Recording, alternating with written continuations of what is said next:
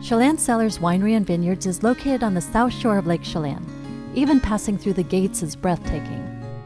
Set above the lake, Tsillan Cellars has been named one of the 100 most scenic view restaurants in America. And you can see why. We were thrilled to have a dinner date with Tsillan Cellars founder Dr. Bob Jankelson and arrived a little early for a behind-the-scenes tour. That included seeing the masterful chefs of Sorrento's Ristorante in action.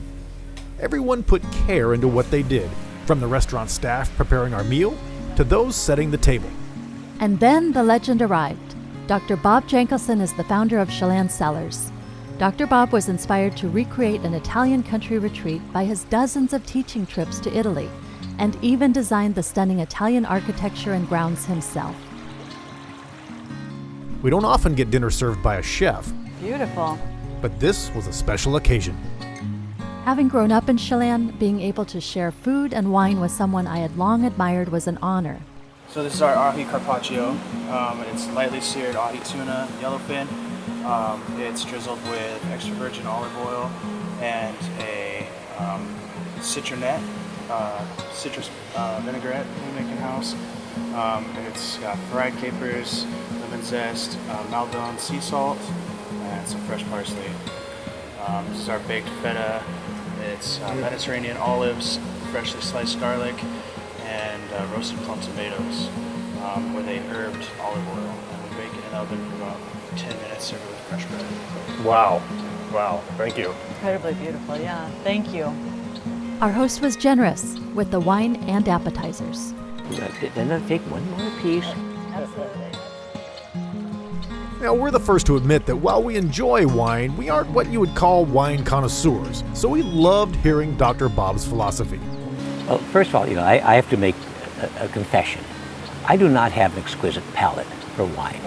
I have what they call a binary palate, which means I either like it or I don't. Right. And I don't overthink it. Yeah. And it either works or it doesn't. Absolutely. Yeah, absolutely. You know, we're especially interested in you, and so I wonder if you would tell us, you were one of the early founders of wine here in Chelan and the Chelan Valley. I often get asked, how did you get in the wine business? We'd love to hear. And I'd have to tell you and all of your followers, I don't know how. I'll just I'll go through a little history. Yes, please. In 1994, I retired from a very active professional life, which took me all over the world teaching, and but it was time for me to get off what I call the hamster wheel. Mm-hmm. And I've been coming to Chelan since the 1950s when I was in college, and I was an outdoor boy raised on a farm, and I love the outdoors. Well, from what you've seen of Chelan so far, it's an outdoor heaven. Mountains, lake, it's just a gorgeous area. And so I decided to move to Chelan and in 1994.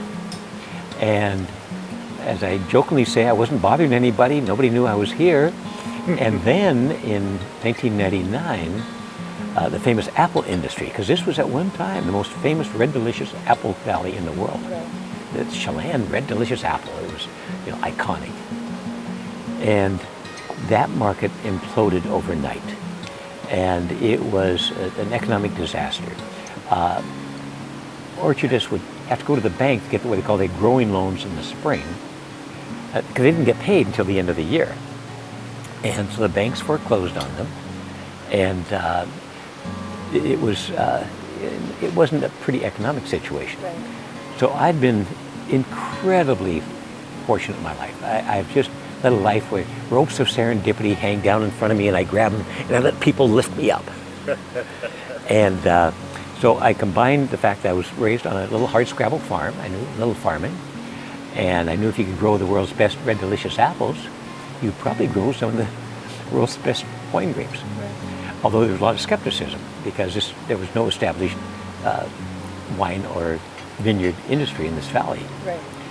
And so I started buying properties, orchards, and the property that you see here was originally an orchard, and there's 130 acres on the estate right now, all orchards at that time. And so I started researching the viticulture and so on, and I was convinced we could grow world-class grapes. And as you probably know, we're now among the most awarded estate winery in Washington. Yes. And then I got my passion for things Italian. And it sounds like you folks have similar Yes. appreciation Italy. of it, like the la dolce vita, the sweet life. Yeah. And just so that your followers know, it's a unique culture. You've traveled all over the world, I've traveled all over the world, and there's only one Italy. Yeah. And there's something about it that embraces familia un amica, friends and family.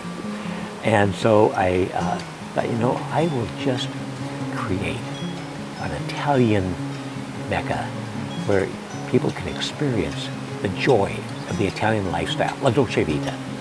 And what you see here is the result of that. I didn't have an architect. I did all the design myself. All of the buildings are designed to the golden ratio, that famous Renaissance. It's a ratio of 1 to 1.618, which I call it Italian feng shui. It's the rule of nature. And so as we sit in these different spaces, they follow the Italian feng shui. And it gives a very nice feel and authenticity. A lot of the materials were brought in from Italy. The design is very, very true to Italian architecture.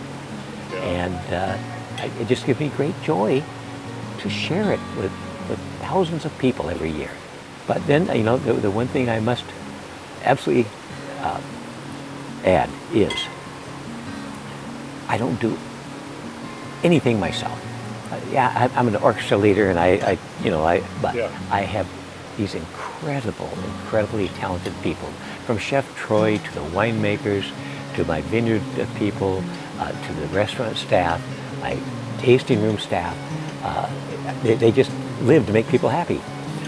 And so they're the ones that lift me up. Thank you to Dr. Bob and General Manager Bob Hargadon. Be sure to watch part 2 of our conversation, The Golden Mile and the Lake Effect. If you're interested in telling your story through video, contact us at Meaningful Productions.